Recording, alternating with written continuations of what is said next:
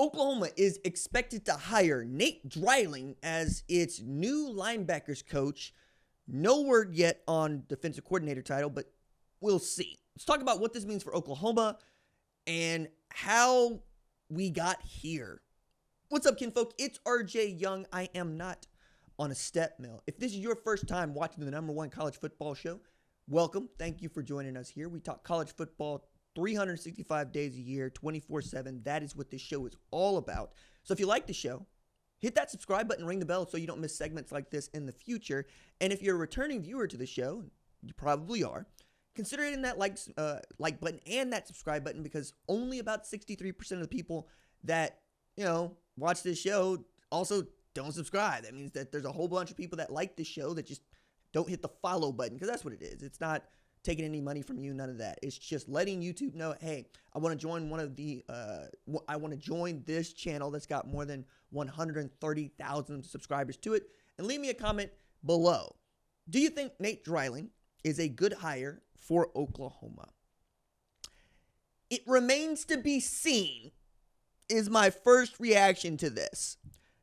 It has been quite a journey, and not the best journey. If you are an Oklahoma fan, watching how Brent Venables has gone about perhaps fitting out the rest of his on-the-field coaching staff with a huge vacancy at defensive coordinator, unexpected vacancy at defensive coordinator after having an expected vacancy at offensive coordinator. Okay, so Oklahoma manages to get its only really great win last season against Alabama. What was striking about that is you knew that the guy that was calling plays was probably not going to be calling plays on the offense in 2025, and you knew the quarterback that helped Oklahoma get the win is not going to be the quarterback at Oklahoma in 2025. That'd be Joe John Finley and Jackson Arnold. Joe John's still on the staff, just not calling plays. He was co-offensive coordinator to begin with. Seth Luttrell was calling plays, relieved of his duties, and then fired. And Jackson Arnold has since transferred to Auburn. Oklahoma limped into the bowl season, down a bunch of players, particularly at wide receiver, and played like it, right? As much as we wanted to see Michael Hawkins show out, it just wasn't there for him. And the big takeaway from me from last season is OU could not stay healthy and did not start healthy.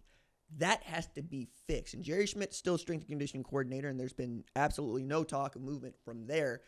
But I think everybody understands you can't limp into the season like you did last year. So whatever the program was last year needs to shift and change, because too many guys are getting hurt and injured.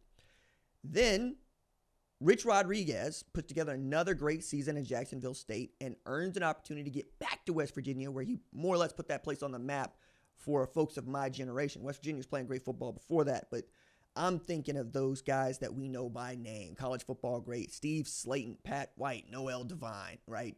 We can keep going on this one. A little bit later on, Dana Holgerson gives us Geno Smith and Tavon Austin. And my goodness, Oklahoma fans can tell you some stories about both of those dudes. But Rich Rodriguez is also the first guy to give Zach Alley a gig as a full-time defensive coordinator, and he was still very young at the time and did a really great job. When Brent Venables got the job and wanted to go away from Ted Roof, he went and tapped Zach Alley to come join him at Oklahoma, who also coached linebackers, and it was working. It's good. Alley's defense is Venables' defense. He went to Clemson expressly to learn how to coach and then coach underneath Brent Venables. So it was a bit of a shock to the rest of us that Alley would make the leap, not to another program, but to West Virginia, which doesn't feel like a step up, feels like a step down. And if I'm being kind, maybe a lateral move, maybe, depending on how you feel about Oklahoma today. But the backbone of Oklahoma versus the backbone of West Virginia is just built different. OU is a blue blood, and West Virginia is not. Directional schools usually don't meet the criteria. Okay. So you have this opening at offensive coordinator, and you need a quarterback, so you go fit that first. Brent Venables goes and gets Ben Arbuckle from Washington State as it's fallen apart. John Mateer, who is the best transfer quarterback available at the time, probably the best one Oklahoma could get, because Carson Beck became available, but only for Miami, right? So you could put Carson Beck ahead of John Mateer if you wanted to, but I think Oklahoma would agree that, or Oklahoma fans would agree that John Mateer was the guy that they needed to go get, and that system is a little bit more into what OU has been the last 2 decades. It's not as pass happy as you think, but it does have the capacity to be pass happy because John Mateer was great in this offense at Wazoo last year, throwing for more than 3,000, rushing for more than 800. Following Cam Ward, who was also in that offense at Washington State, and then went on to Miami and became a Heisman finalist and probably is going to be the first or second guy off the board in the NFL draft in April. Which leads us to the opening at defensive coordinator. The thought was Jim Knowles was interested in being the defensive coordinator at Oklahoma even before Ohio State played Notre Dame for the national championship. National championship comes, Ohio State wins it. Jim Knowles is missing from the celebration, the national championship, and Ryan Day goes out of his way to say, hey, Matt Gieri, defense coordinator type safeties coach, guy that coached with Knowles for years, is a rising star in the industry and in the sport, leading many to believe that he is signaling Matt Gieri is probably going to be calling the defense at Ohio State, as Jim Knowles was up in the air and then ends up at Penn State, where he is the highest paid coordinator in the sport at $3.1 million. Means that Oklahoma and Notre Dame were the only programs that did not have defensive coordinator hires at that time, and Notre Dame has since filled that with former Ohio State co-DC and Rutgers head coach Chris Ash.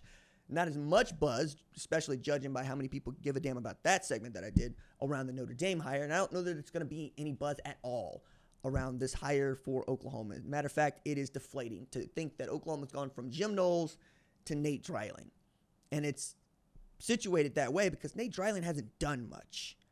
Okay? Got into the sport coaching at Kansas as a GA in 2015, but had been rising, right? A rising star, as you might see as a theme here. Ended up at Utah State last year and was going to coordinate the defense for Blake Anderson before Blake Anderson was relieved of his duties, and he became the interim head coach. Put together a pretty good program given that they were already behind it and they weren't expected to do much to begin with, and then when you got a head coach changed right before the season begins, you can't expect it to compete at a very high level. You're just trying to compete week to week, day to day. Dreiling leaves Utah State and accepts the defensive coordinator position at Arkansas State. Okay, it's going to be coaching for Butch Jones, which had an up and down season last year in the Red Wolves, but that's out in Jonesboro.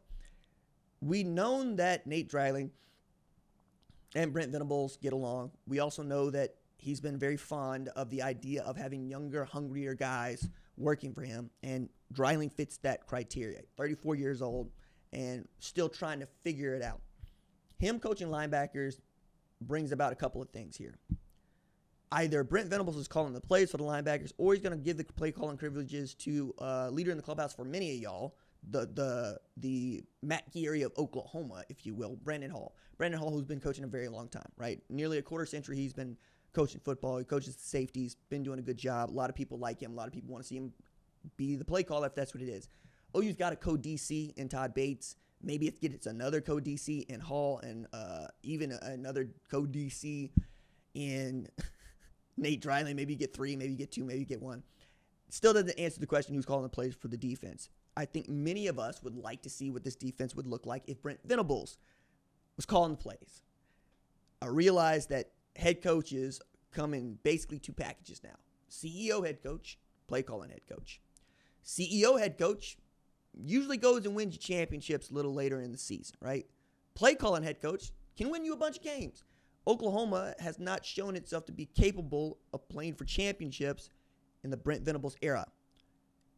It can show it is capable of winning you a bunch of games in the Brent Venables era. It won 10 games, right? But he was the CEO coach. He was not the play calling coach. Then he takes over the defense, but that was at a time when he had his hands on the defense.